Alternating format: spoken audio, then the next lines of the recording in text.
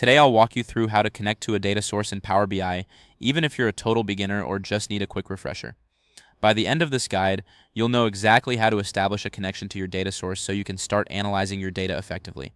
Let's begin by opening your Power BI dashboard.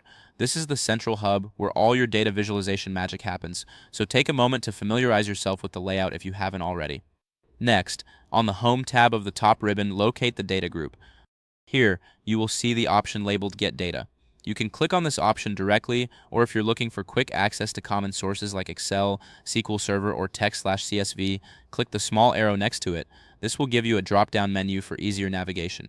Now, it's time to select your data source. If your desired source isn't listed in the quick access menu, don't worry, just click on More at the bottom of the drop-down. This will open a Get Data dialog box categorized into several types. You'll find options like File, which includes Excel, text/CSV, JSON, and more.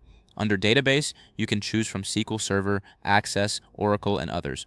There are also options for Power Platform, Azure Services, online services, and even other sources like Web or OData Feed.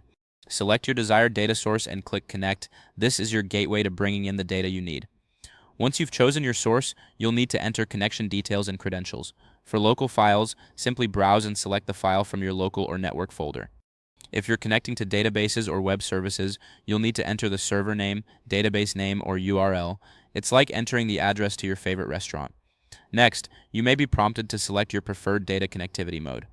You have two main options here, import or direct query.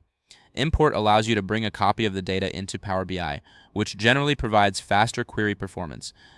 On the other hand, direct query keeps the data in the source and queries it live, which is useful for large or frequently updated datasets.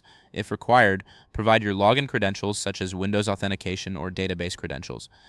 Finally, you'll reach the last step, loading or transforming your data.